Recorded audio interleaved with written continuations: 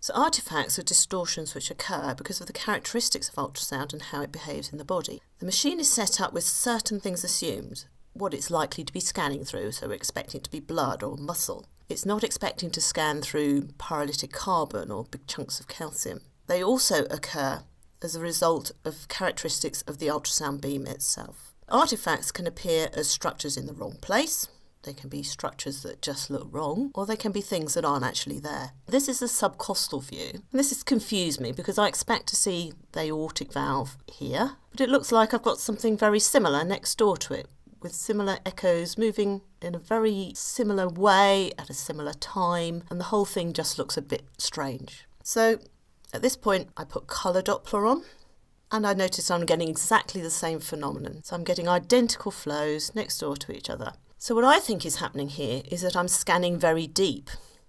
It's a subcostal view, so I know that by the time the ultrasound beam has come all the way from here, all the way through the liver, it will have had its shape changed. So in addition to the narrow part of the beam in the middle of the sector, there will be lobes at the side of the ultrasound beam. And I think one of those is probably picking up this aortic valve and sending back to the probe, displaying exactly the same thing that the central beam is showing. So at this point, obviously I could look in other views to see whether I have a similar finding, but the reality is I don't expect to see two aortic valves side by side in this view, so I'm strongly suspecting that this is an artefact.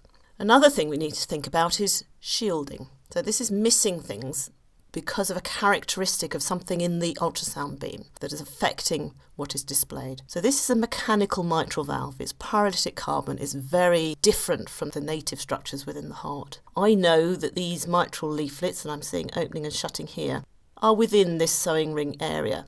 I know they don't extend back down here into the left atrium. So these are all artifactual echoes generated by this very abnormal material. Now these can cause shielding. So the machine has decided that there's a structure here in the left atrium. So when we put colour flow over the same image, it won't display any colour for me in the left atrium because it thinks there is something structural there.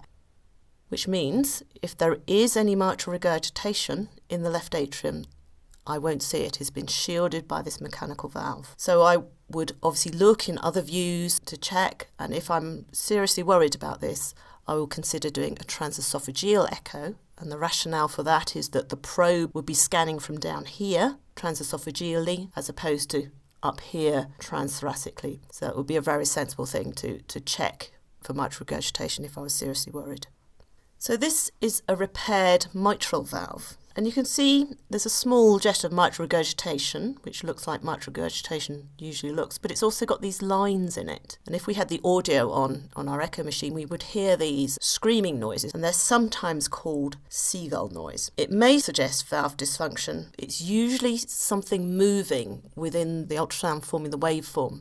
A little bit of mobile tissue, maybe a little bit of cord, and usually they're of no consequence. This is comb artifact, which is a very similar phenomenon, but it's displayed on colour Doppler here. There are lines here in this jet. This is a patient with mitral valve endocarditis, so there were masses on the valve moving around, flopping in and out of the valve. And again, they're affecting the signal that's returning to the probe, and it's displaying in this abnormal way.